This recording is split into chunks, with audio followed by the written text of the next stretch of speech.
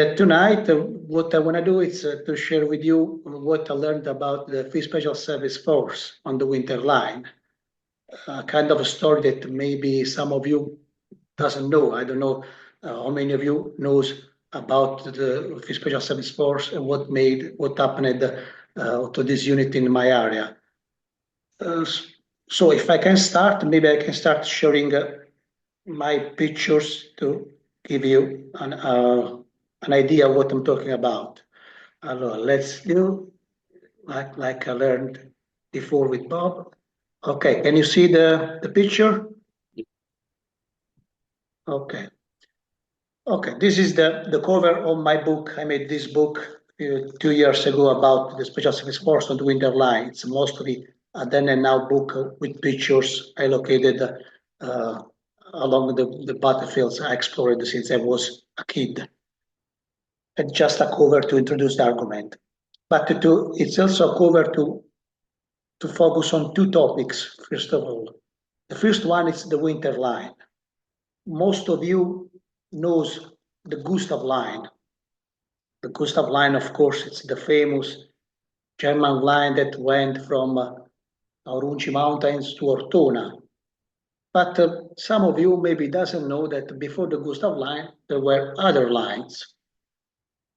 One of the biggest trouble for the allies was this one, this kind of banana in front of Cassino that was called the Bernard line, and then was renamed by the allies Winterline because was reached and efforted during the winter time between November 43 to January 44. In this specific place and specific moment, many things happened, social things like the Italian army cooperating with the allies, strategic things like the Special Service Force coming in because the mountain warfare.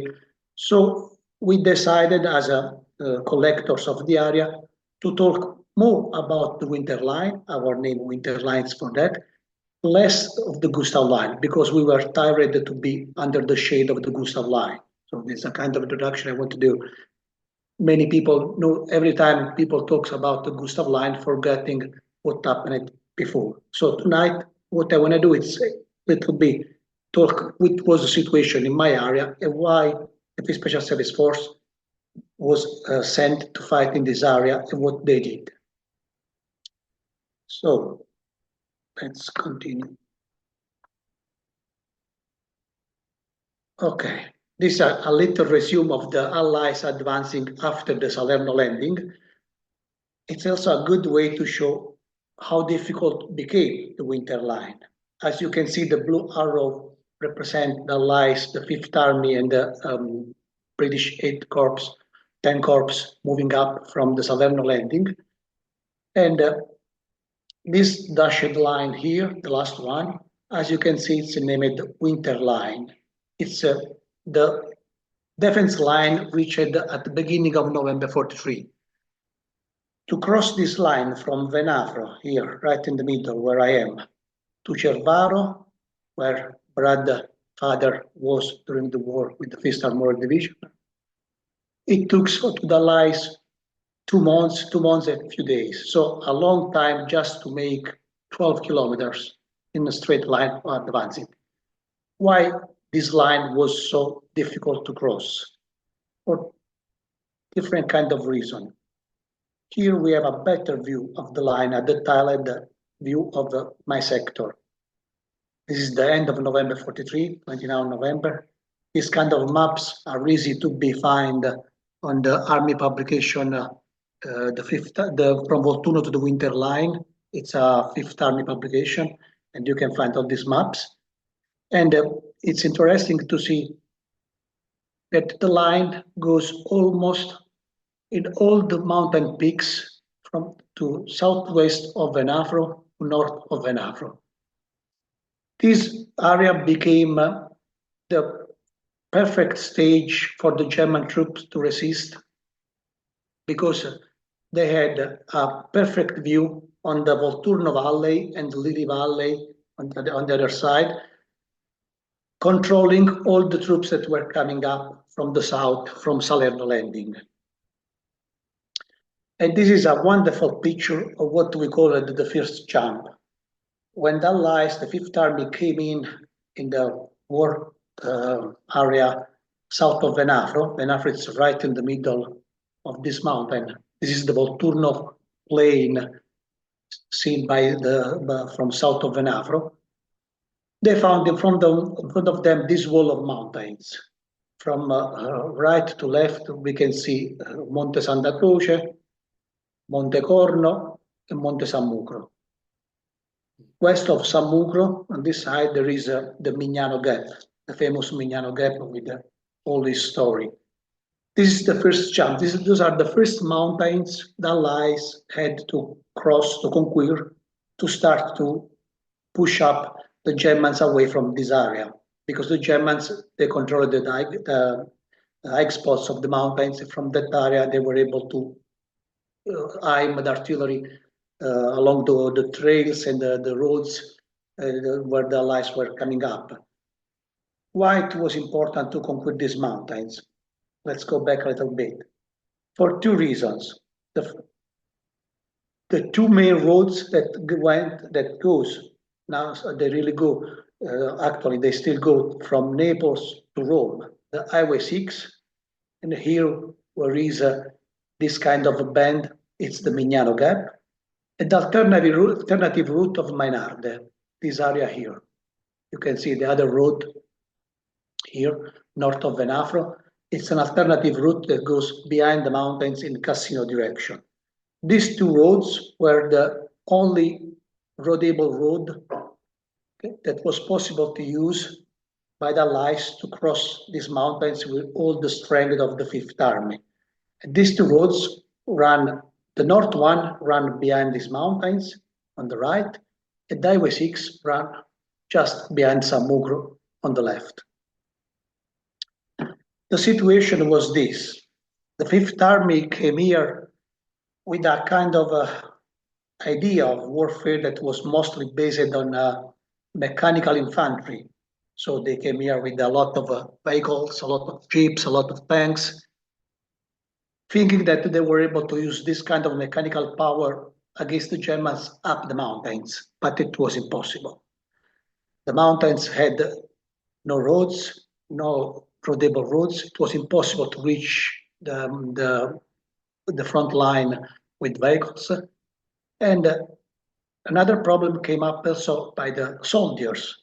The three infantry divisions that were involved in the battles around here, the 36th, the 45th, and the 34th, they were all divisions coming up from the American prairies, so totally flat areas. They never experienced it in their life mountain like this. And also in the training, they never experienced the mountain training or mountain strategies.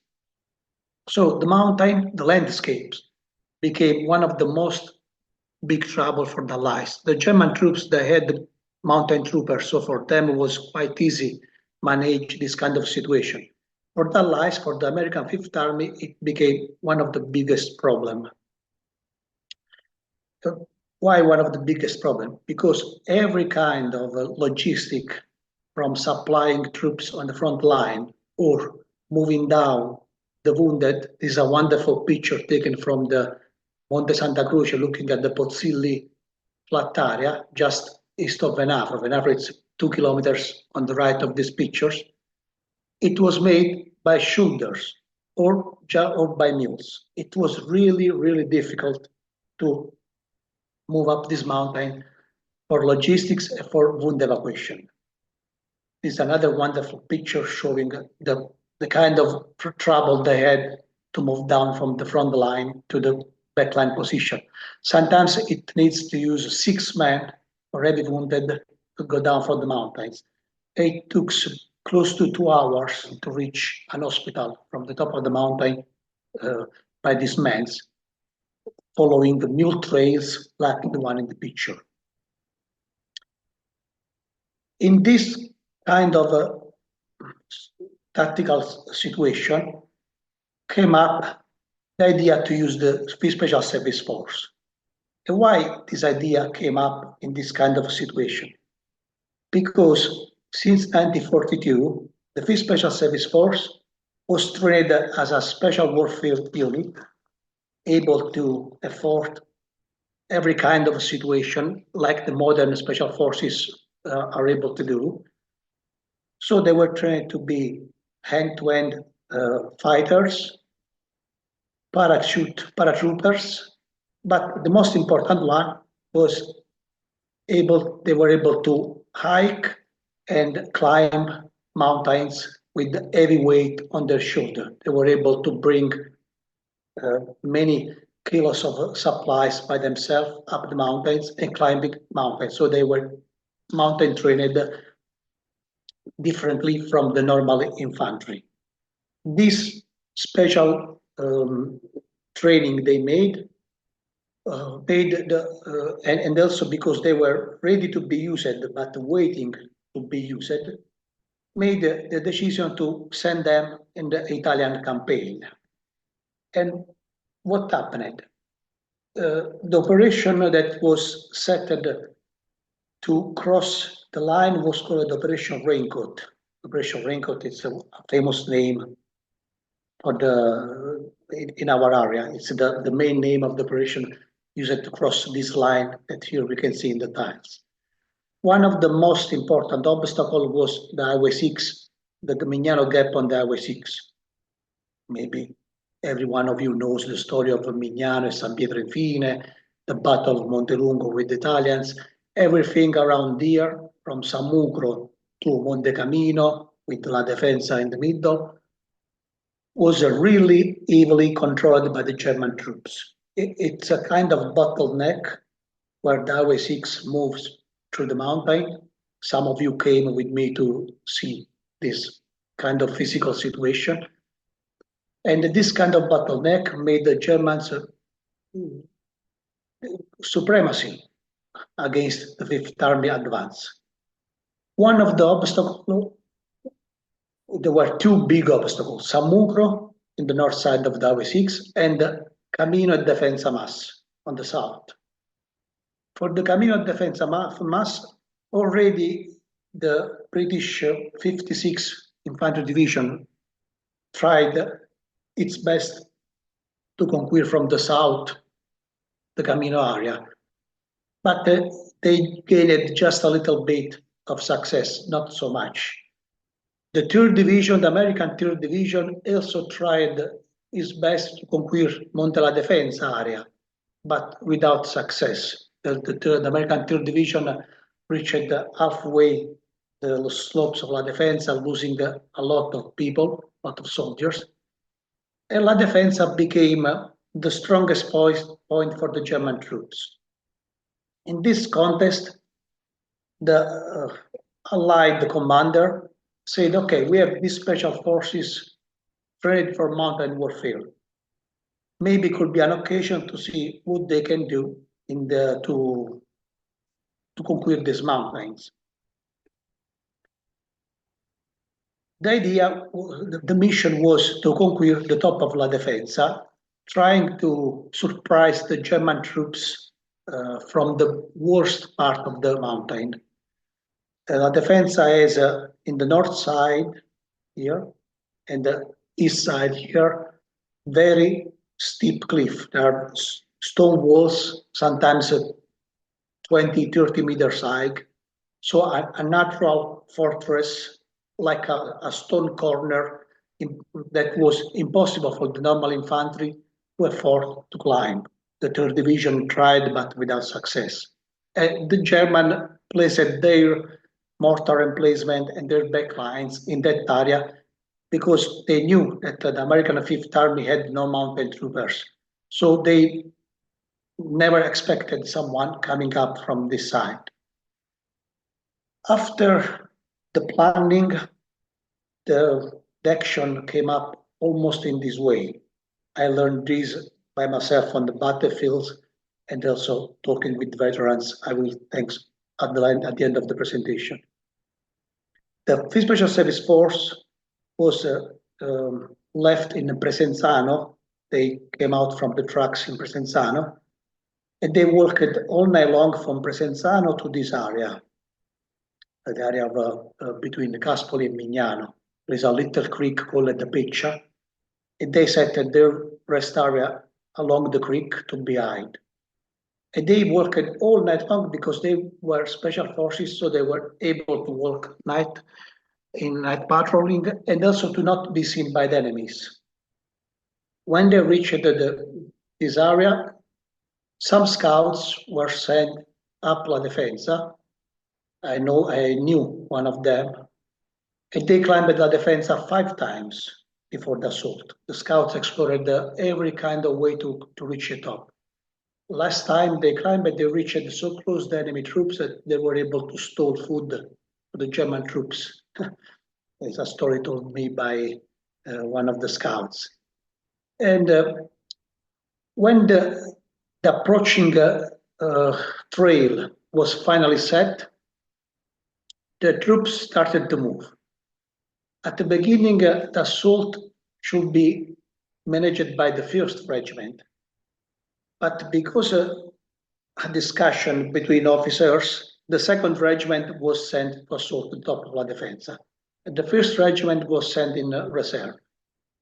The 5th Regiment had a parallel story that I will talk to you about after I will explain you the assault of La Difensa. The 5th Regiment was set at the half slope, almost in this area.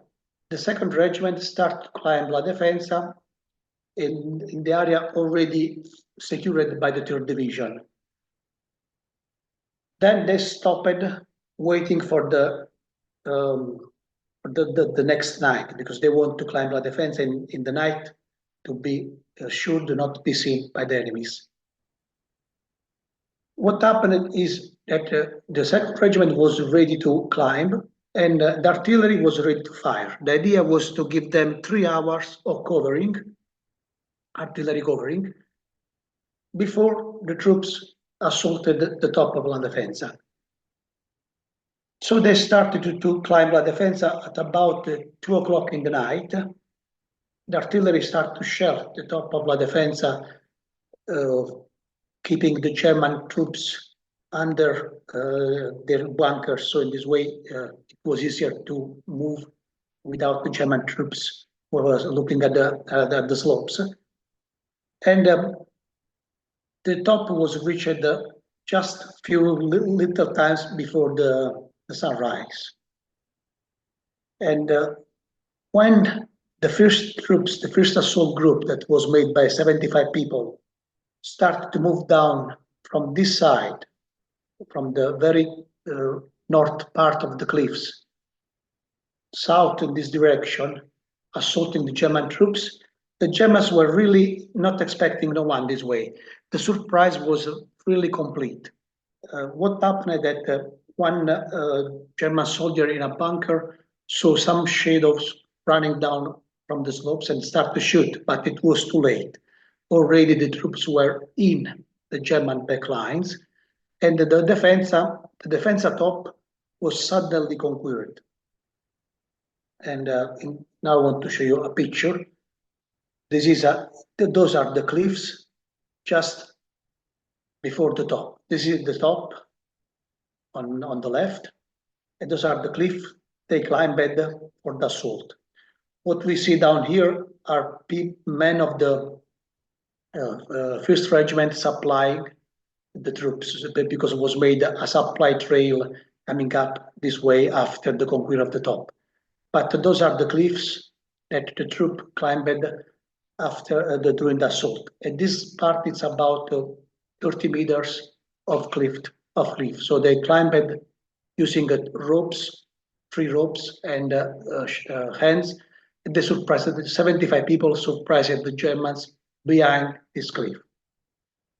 This is the same place now. This is one of the work I did during my year of research. This is the same place 5 years ago, not now, but anyway, to show you the difference between how clear was during the wartime and how it's now the mountain. It's totally different. After the conquering of the top, what the next mission was to gain position south to Camino and west to Rementania. To do that, were sent up there other reinforcement, fresh troops from the 1st Regiment. And the Battle of Top La Defensa, that for some officers of the 56th Division must long last 2 days. It just long lasted 10 hours. In 10 hours, the Special Service Force conquered La Defensa top. The problem came after because the German doesn't want to surrender from Camino and from Rementania. They had to gain position step by step to conquer these 2 mountains. And this picture, it's a group of reinforcement from the 1st Regiment on top of La Defensa, waiting for orders to assault maybe the Camino or the Rementania. It's the same slopes. Even here, this is the same place now. To show you the same place, a different situation. December 43 and December 2019, I remember maybe. After the battles around the corner south of Camino and Rementania, the Special Service Force finally conquered the Camino and the Difensa mass, forcing the German troops to withdraw to Roccadevandro and San Vittore, going back. So the Difensa and Camino mass fell down at around the 9th of December 43. What happened that they had to set command posts along the way to keep the position in the end of the troops. It's not because the war itself so that. It's not just assaulting, it's also controlling the area. This is the forward command post for the special forces, but well, here it's not so clear, but if you can see on the bottom right of the picture, there is a British helmet. So this command post was also used by British officers because the British, at the same time the Difensa fell down, the British conquered the Monte Camino. So this is maybe a joint command post. We know for sure that it's the forward command post for the Special Service Force. And from this area, they were keeping the position in their hands to prevent German counterattack with the troops set on the top. And this is the same place now. Even here, I like to share with you my work. This is the same place now, or how it was in the past time. Of course, the battle was required life. The Special Service Force had heavy losses during the assault. 73 people were killed in the Difensa and Rementania battles. Because the very difficult landscapes and because the total absence of new trails to go up the mountain, was impossible to recover the bodies of the fallen after the battle. It was made a temporary cemetery right on top of La Defensa. And in the picture here, you can see the temporary cemetery made right on top of La Defensa. And this is the same place now. Compare the same place as it is now. For the people that came up La Defensa by themselves or with me, it's right in front of what's called the Thomas Hotel, the bunker that it's south of this picture. Among the losses of the Special Service Force during the battle, I would like to remember two of them. One, it's Captain Rotlin. Captain Rotlin was the captain of the 1st Company, 2nd Regiment. And you must know that the officers of the Special Service Force, starting from Frederick, the commander, to the captains, never left their soldiers alone. They always kept their soldiers close to them. The officers always were in the front line fighting with the soldiers. Of course, in a better position, but anyway, never left the soldiers alone in the front line. And what happened on La Defensa is the proof. Captain Rolton was killed right at the beginning of the assault. This canteen was found by me in the place where he was killed, and now it's in the museum, in our new Winterline Venafro museum. He was killed because during the first assault, there was a German with a machine pistol very close to the advancing line. And this story was told me by Joe Glassett, who was the direct witness of what happened. The advancing line was stuck because this German soldier. And Captain Rotten came to check the situation. And Joe Glass stopped him, said, to don't go further more because it was dangerous. There was this German soldier waiting to shoot just behind some rock. But Captain Rotlin had the duty to control the situation and had the duty to manage the situation. So he just tried to climb up rock to see the situation, and suddenly the German soldier shot at him, killing him instantly. And he was killed just on top of La Defensa. After the losing of Captain Rotlin, to take control of the 1st Company, 2nd Regiment, was sent his major officer, Colonel Tom McWilliam. Colonel Tom McWilliam was a young Canadian colonel, and he was already on top of La Defensa, but in a little back position. After Rotlin was killed, he came up in the front line.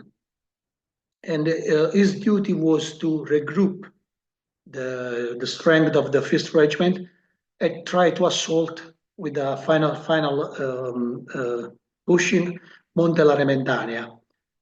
While they were regrouping in a place that is called the Bowl, a mortar crew from La Rementania started to shoot on the group, and the Colonel McWilliam was killed during that bombing.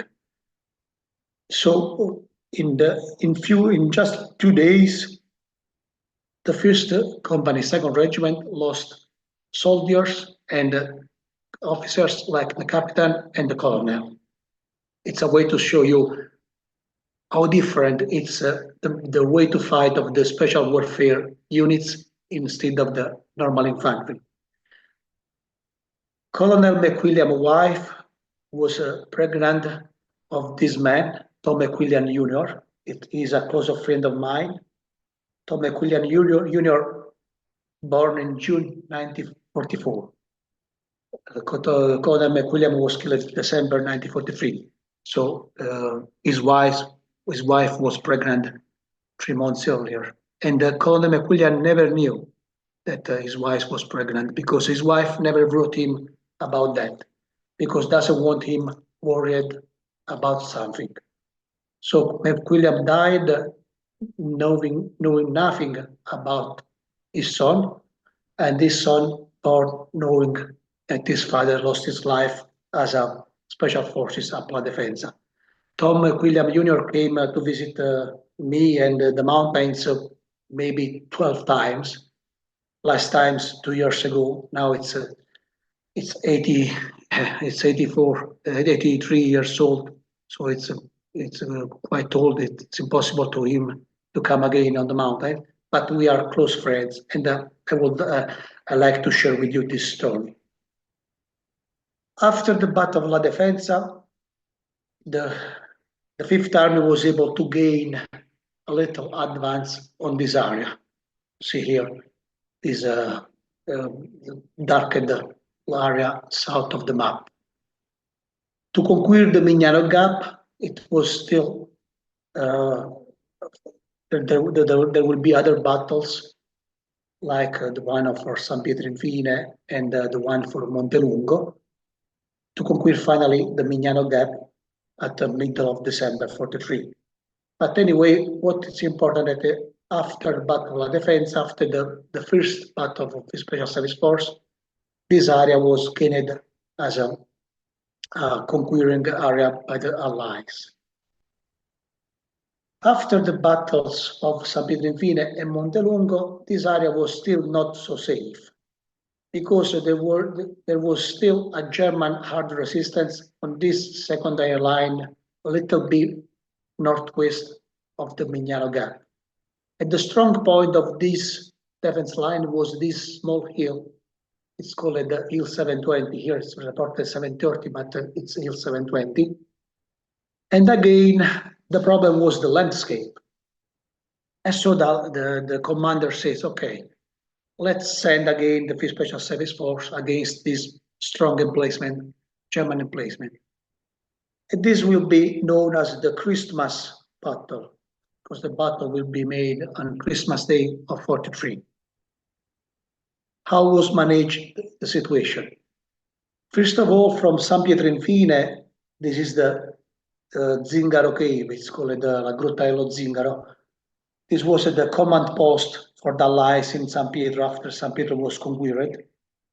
In this area was planned the mission to conquer Hill 720. This is the same place today, again compared to past and present. In this cave were set the communication line to control the mission along the Sammucro Ridge going down to Hill 720, because Hill 720 it's on the north slope, on the west slope of Sammucro Ridge, this Monte Sammucro, that was already conquered by the 36th Infantry Division and by the Rangers paratrooper on the north side. On the west side, there were these two hills, 685, 887, and 720, that were still in the German hands. The 5th Special Service Force had the duty to conquer this hill. So the mission was to climb up from Ceppagna and from San Pietro, reaching the top of Sammucro, going down along the ridge, assaulting the hill. The first thing to do was to set the communication. Frederick was a maniac about communications. He knew that the best way to be sure that everything goes well is to set a good communication linking between the front line and the back lines. Maybe also because he knew the experience happened on Monte Vandano by the 34th. The 34th Infantry Division had a lot of losses because of a lack of communication. Anyway, on the 22nd of December was supposed to be assaulted the hill, but because the communication were not well set, Frederick stopped the operation and waited till the communication were perfectly set. And that means that assault will be made on Christmas Day. To reach the top of the Sammucro, the troops climbed the south side of the mountain. And here it's a beautiful picture of the elements of the 1st Regiment, the Special Service Force 1st Regiment, climbing from Ceppagna, Sammucro, a line of soldiers. You can also see how steep are our mountains. And this is the same place now. Again, past and present, because it's the best way to understand which was the situation this kind of guys had to afford on the winter line before the Gustav line. What they learned, all the infantry that was fighting on the winter line learned on their skin how to manage this situation, and they used their skills on the Gustav line. This is again another picture showing the top of Sammucro from the climbing route. Of course, they relaxed because this area was already controlled by the 36th Infantry Division. Again, the same place now. You can see difference. No trees, many trees. That's another problem for the troops. And this is the other side, facing Hill 720. Hill 720 is this hill right in the middle of this picture. This Roman route that goes down to San Vittore. San Vittore is this village here on the left of the picture. This ridge is the going down trail to assault the mountain. And this is the same place now. see the difference between present and past. Okay. Even in this case, the assault was managed in the night. The troops, the first assault group, came down all the ridge, night patrolling, according to Jack Foreman, that I met many times. They met also a German patrol moving up the hill, but they were able to hide themselves, so they never been seen by the German patrol. They came down in the night of the 24th of December, so before the Christmas day. And they were waiting the sunrise, because the sunrise will be behind them. So they will be in the shade of the mountain, and the sun will be in the eyes of the German on Hill 720. When the sunrise came up, the assault of 720 started. It was a very quick assault, but at the same time was a very fierce one. The Germans, they don't want to lose their machine gun and mortar emplacement. There were 6 8-centimeter mortars along this trail, and one 120 millimeter mortar up the ridge here. So heavy mortars were continuous shelling San Pietro and the Highway 6 from the sea. The assault went up very quickly, and the mission was a very success. At the same time, the paratroopers were conquering the 687 hill on the east of this hill. Even in this case, among the losses occurred in the battle, I want to remember these 2 guys, Johnson and Bailey, particularly Bailey. These 2 guys were close friends, and they lost their life together because of a mortar shell. And I want to remember particularly Bailey, because I met his brother, Jim Bailey, a few times in America. We met during the ceremonies we made to remember the Special Studies Force Association and veterans. And Bailey, the first time I met Jim Bailey, he showed me this painting. This painting, it's about his brother. Jim was younger than Christian, than Clay, and Jim never went to war, never came to Italy, and he lost his brother during the wartime. So he became older. Jim became an artist, and quite known artist, and he made this painting about his brother dead up the mountain. When he showed me the painting, I asked him if he never been in Italy, and he said, "No, I never been there." And I said, "Because what you draw, what you made, it's very similar to the landscape where your brother was killed in action." And they told me, "I just draw what my brother, with this spirit, told me to draw." And this kind of feeling, this kind of emotional situation that happened in that moment was so deep that he decided to give me the painting about his brother. And now this painting, it's in it's our museum to remember the story of Clay and Jim that died January 2025. It was a good man and died because old age. On Hill 720, we made also a wonderful ceremony to remember the battle. On June 2010, we had the opportunity to guest all the veterans you see here in the first line of this gazebo. With them, we went up La Difensa. Some of them were veterans of La Difensa. And with them, we came to Hill 720 and the Mayo too. On Hill 720, we made a ceremony to place this memory plaque. This memory plaque was one of the plaque we placed along the years my association in cooperation with the Field Special Service Force Association along the battlefields. This memory plaque in particular is placed on Hill 720 because from Hill 720 it's possible to see La Defensa, of course Hill 720, and Monte Majo, so the three battlefields of the Field Special Service Force on the winter line. And that ceremony, I think, was one of the most important moment of my association life and my personal life, because it was the opportunity to give the veterans a moment of commemoration of what they made directly on battlefields. We bring them up La Defensa, on top of La Defensa, we bring them up Hill 720, we bring them up Monte Majo.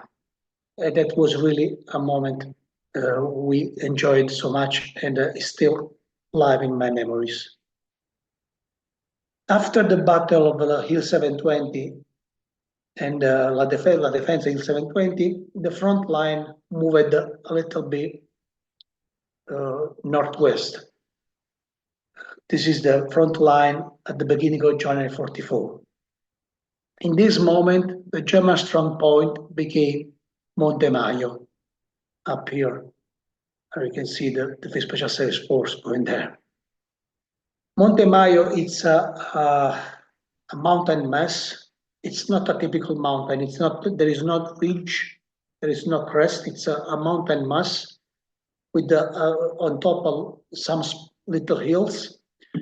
And from the top it was possible to see everything: Cassino, Mignano, Venafro, Isernia, Gaeta, all 180 degrees all around. It was totally seen by the German troops. Again, who had the duty to conclude that perfect observation spot? The Special Service Force. And now was the moment of the 3rd Regiment. In the 3rd Regiment, there was also soldier. I forget to charge the picture because I don't find it in my archives. Sometimes I lost things. The name was Tommy Prince. Tommy Prince was a Canadian native people, an Inuit. It was a half-blood. It was an Inuit and French.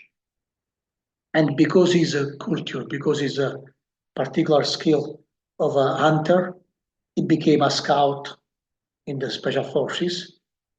During the assault of Monte Majo, almost in this area where is this big black arrow, he killed and silenced the 2 machine gun nests just using the knife. It was really an hunter and an explorer.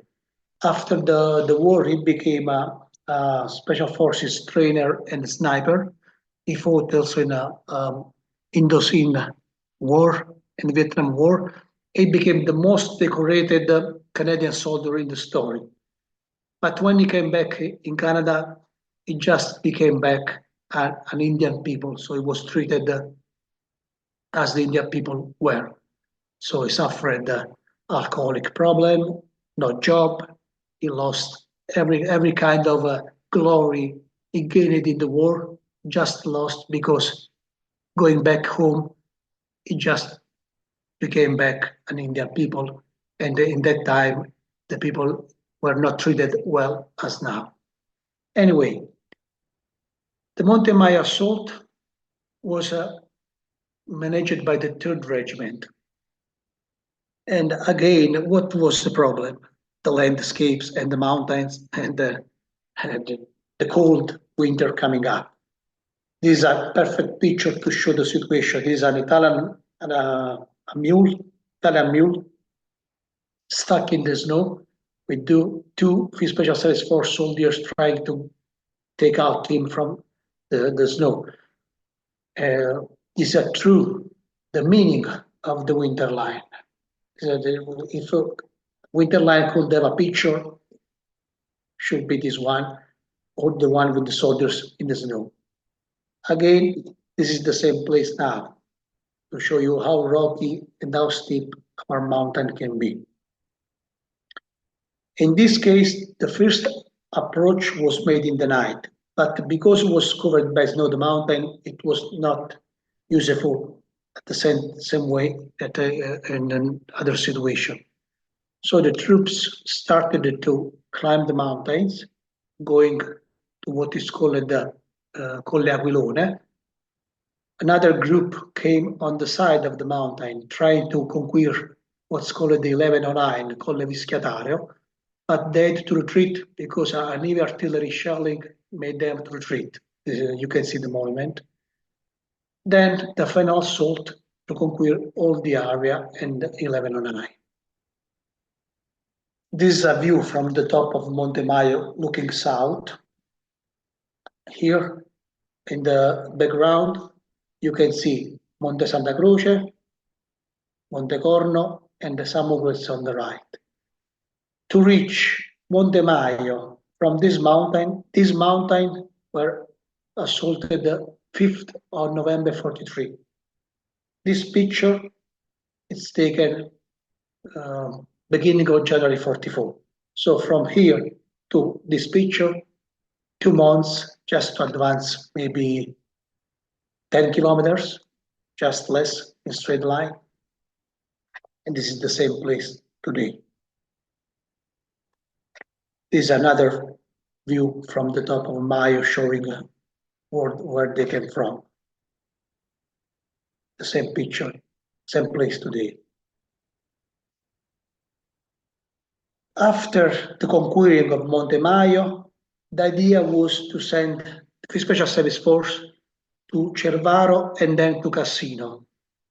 Cassino, of course, was in the sight of the Allies, and the special skills of the Special Service Force could be used in the Cassino battles.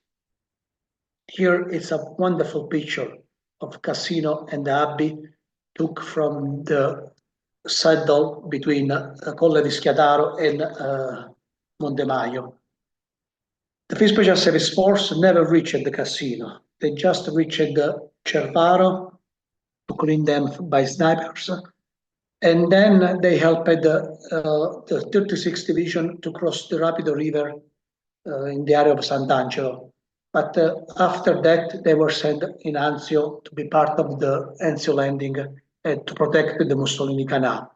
So the last battle on the winter line for the Special Service Force was the Battle of Monte Majo.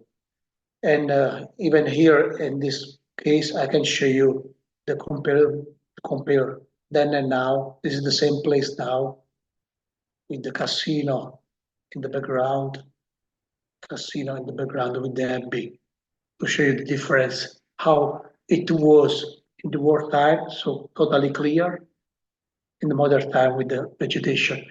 It's a beautiful compare because I like to, when I go in the mountains searching the stuff, the memories of the Second World War, some of these places now are so peaceful, so nice that it's impossible, really, sometimes it's impossible to believe that in the past time there were war places where some of the hardest battle occurred during the past time. About the Battle of Monte Majo, I have to tell you 2 stories. One is the story of Frank Pratt. Frank Pratt is this young guy. Frank Pratt get lost during a patrolling in this area where is these dashed symbols. This is an area that the Special Service Force was patrolling before assaulting the Monte Majo hump. The patrol get lost because a snowstorming came up suddenly, and Frank Pratt get lost in the snowstorm, and exploring, trying to go back to the base camp, he heard voices, German voices coming up from a ridge, and he found the 2 Germans trying, doing their stuff, piecing out of a bunker. And so he approached the German soldiers with the machine, the Thompson machine gun, and a hand grenade without the safety pin in the other hand. And he made the German understand that he won't just to stay in the bunker waiting for the snowstorm end, and if he and to consider the German prisoners. If they don't, he will throw the grenade and kill everyone, even himself, because it was too close. It was impossible to run. So he was ready to kill himself and the German troops too. Because this is the entrance of the bunker. I found this bunker because my grandfather showed me. And because the Germans were tired to leave that winter fighting condition, they say, no, no, no, we surrender, no, no problem. And inside the bunker, there were other 7 German. So in total, there were 9 German soldiers in the bunker. And Pratt came in the bunker. This is the inside part of the bunker. You can see how big it was, how big it is, because it's still there. In the middle is a my metal detector. So it's about 1 meter of stuff. It's about 2 meter high and 2 meter wide, and maybe 4 meters deep. It's able to contain 9 people easily. 9 people were inside the bunker. Pratt came in with the hand grenade and said, okay, you are all my prisoners, and we just wait the end of the snowstorm. When the snowstorm ended, they were able to go out, and he came back to the command post in La Radigosa, guiding this line of soldiers. There are many reports about this strange situation. Even on the official book of Burans, you can read about Pratt coming down from the hill by himself and escorting 9 German prisoners with the Thompson and the hand grenade in the end. This is a way to understand which kind of a mental condition they lived, both sides, and that's which kind of people were the Fifth Special Service Force. They were quite crazy people, not really, no matter of what they were going to do, no matter the consequence, what they were going to do sometimes. Another story occurred during the Maya assault. It's about this guy, Frank Harvey. This guy was a staff sergeant of his platoon. And while they were advancing in this area, southwest of Montarcalone, they met a German patrol. The German patrol, of course, started to shoot at them. And Frank Harvey was wounded in the stomach. And he was, instead to withdraw in a safe place, he continues guiding his platoon, assaulting the German patrol that was eliminated. And after the German platoon was eliminated, Frank Harvey was moved back in the first aid station in La Radigosa, but it was too late. He died for his wound on the 8th of January 44. And the family received the letter and the medal because for his courage, the German platoon never was able to give back information to the other comrades. The place where he was killed, he was wounded, was found by me in 2012, and I made the opportunity to bring there Mary Colin. She is the niece of Frank Harvey, and we made a memory plaque to remember Frank in the place where he was wounded. At this place, it's one of the places I like to show people that come here to see the battlefield of the Special Service Force. One of my biggest reward is to give the opportunity to people like Mary, like Brad, to come and follow the footsteps of their relatives really on the battlefields, because it's the best way to understand what happened to their beloved one. And what I'm telling you, of course, it's not something I learned by myself. It's something I learned on books, I learned on battlefields, but I learned especially by the veterans. So to conclude my little speech, I would like to remember these wonderful guys. I met many of them, but some of them were so special, like Eugene Forward, who was the first veteran I met in 2009, and the first one that started to talk to me about the Special Service Force battles. Jim Summerside and Jack Calloway, two wonderful guys. There's a wonderful picture of them in my museum. Just 3 months before Jim Summerside dies for age, and I would like to remember them. Jack Furman, the one that told me the story about Hill 720, and the particular story of Clay Bailey and Johnson. Joe Glass. Joe Glass was, of course, one of the best memories of Special Service Force. What I learned about La Difensa and also personal stories came from him. This during a reunion in Helena, an interview we made chief of the Special Service Force Association during the reunion. Hank Planger, he was a very close friend of mine. Is a picture taken in Washington, and it was 3rd Regiment, and he told me about the story of the Battle of Monte Majo.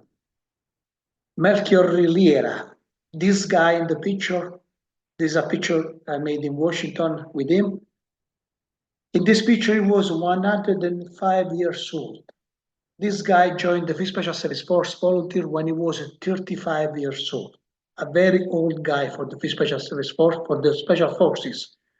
And he wanted to join the army because he was upset against the Japanese, because he was a Philippine man, and because the infantry has a rule that you must be younger than 35. He said, okay, I don't join the infantry, I will join something volunteers. And he lied on his age, and he went to join the Special Service Force as a 35 years old man. He was wounded 7 times in battlefields. From La Difensa to Anzio, he was wounded 7 times. And he survived the whole war, and I met him 105 years old, still quite smart and able to tell me stories. And Sam McGee, maybe some of you, maybe Michele knew Sam McGee. Sam McGee was a wonderful person. He was a storyteller, a wonderful storyteller, and it's one of the best remembered Special Service Force veteran in the world. Of course, my knowledge about the Special Service Force, it's also shown in the museum. In the Winterline Venafro Museum, we have a special corner about the Special Service Force. Here it's a picture of the corner to preserve and to show what we found on battlefields since I was 12 years old. The museum came up from a long work. I started to collect when I was 12. The museum is one of the oldest in the area. Next 15 March is going to be 18 years old, the museum. So it's a very old museum. This is another corner, another view of the same corner. And the museum collects also rare items from the Special Service Force. One of my proud ones is the V42. V42 was a special knife made especially for the Special Service Force. I have 2 of them. This one came up from a veteran, Al Vincent, and another one I found in the Laradigos on the battlefield. And to close my speech, I would like to show you a little video about the museum, because before we were talking about museums and history keepers situation. I would like to show you, for the people that never been there, a short video about the museum. Let's see if it starts. Seems that it's starting. Okay.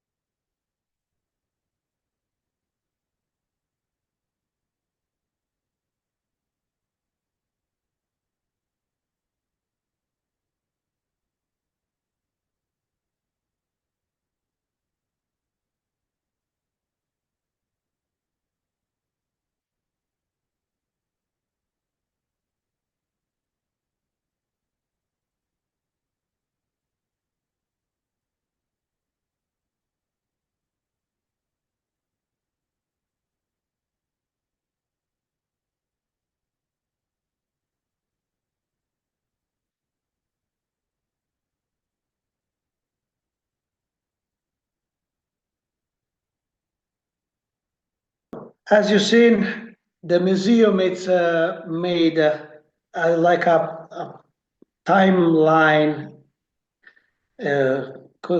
consequence of dioramas with all original items we found on battlefields. And the video is quite old. Maybe some of you that came last time saw that museum changed a little bit, but it's a good video to show you how we made the museum and what we think about our way to remember the story of the Winterline. It's not just a collection, it's mostly a way to give people an evidence of which were the situation on the Winterline.